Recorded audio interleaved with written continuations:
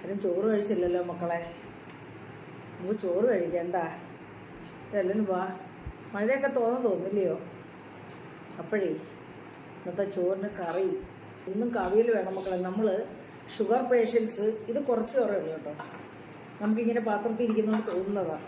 ഇതൊരൊറ്റ തവി ചോറേ ഉള്ളൂ, ഒരു ശകലവും എടുത്തിട്ടുണ്ട്. പിന്നെ നമ്മൾ 4ആയിട്ട് ഡിവൈഡ് ചെയ്ത് വേണം ഷുഗർ പേഷ്യൻസ് കഴിക്കാനുള്ളത്. കാരണം കുറച്ച് സ്റ്റാർച്ച് ചോറ്, നല്ലൊരു പാകം ചോറേ ആകാവുള്ളൂ. പിന്നെ മീൻ, പ്രോട്ടീനായിട്ട് മീൻ, പിന്നെ വെജിറ്റബിള്, പിന്നെ പയറുവർഗ്ഗങ്ങൾ എന്തെങ്കിലും ഒന്ന്. അപ്പോൾ അങ്ങനെയൊക്കെയാണ് നമ്മൾ ഷുഗർ പേഷ്യൻസ് കഴിക്കേണ്ടത്. അപ്പം ഞാൻ അതുകൊണ്ട് ദിവസവും ഈ അവിയൽ ഉണ്ടാക്കുന്നത് കേട്ടോ. ഇതിനകത്ത് പിന്നെ മക്കളെ ഏതാണ്ട് സാമ്പാറാണ് കേട്ടോ. അത് ഒത്തിരി പച്ചക്കറിയും കൂടെ ഒക്കെ ചേർത്ത് ഉണ്ടാക്കിയ ചോറ് കഴിക്കാനായിട്ട് ഉണ്ടാക്കിയ സാമ്പാറിന് പച്ചക്കറിയൊക്കെ ഇത് വേസ്റ്റ് ആയി പോകത്തില്ലേ, അതുകൊണ്ട് നമ്മൾ സാമ്പാർ ഉണ്ടാക്കണ്ടേ.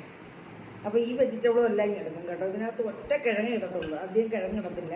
ഇതിനകത്ത് കുമ്പളങ്ങ, മത്തങ്ങ, വെള്ളരിക്ക, പിന്നെ ഇന്നലത്തെ മോരാണ്. അപ്പോൾ ഈ സാമ്പാറിൻ്റെ കൂടെ മോരൊഴിച്ച് കൂടാൻ നല്ലതാണ് കേട്ടോ. അപ്പോൾ മോരൊഴിച്ച് പിന്നെ ഇന്നത്തെ സ്പെഷ്യൽ ഇതാ മക്കളെ, ചെറിയ നെത്തോലി ഉണ്ടല്ലോ. ചെറിയ നെത്തോലി ഇന്നലെ നെത്തോലി ആയിരുന്നു ഇവിടെ. അന്നേരം ഇതിന് കറി വെച്ചാൽ ഇതിന് പ്രത്യേക നമ്മൾ ഒരു ദിവസം ഫ്രിഡ്ജിലൊക്കെ ഇരുന്ന് കഴിയുമ്പോൾ ഇതിനൊരു ടേസ്റ്റ് വ്യത്യാസം വരും. അപ്പോൾ ആ ടേസ്റ്റ് വ്യത്യാസം മീൻ കറിയൊക്കെ നമ്മൾ തേങ്ങ അരച്ചൊക്കെ പറ്റിച്ചാൽ ഒരു ടേസ്റ്റ് വ്യത്യാസം ഉണ്ട്. അത് എനിക്കിഷ്ടമല്ല കേട്ടോ. ഇഷ്ടമുള്ളവരൊക്കെ ഉണ്ട്, പക്ഷെ ഞാനത് ആ ടേസ്റ്റ് വ്യത്യാസം വരാതിരിക്കാൻ വേണ്ടി ഞാനിത് റോസ്റ്റ് ചെയ്തതാണ് കേട്ടോ.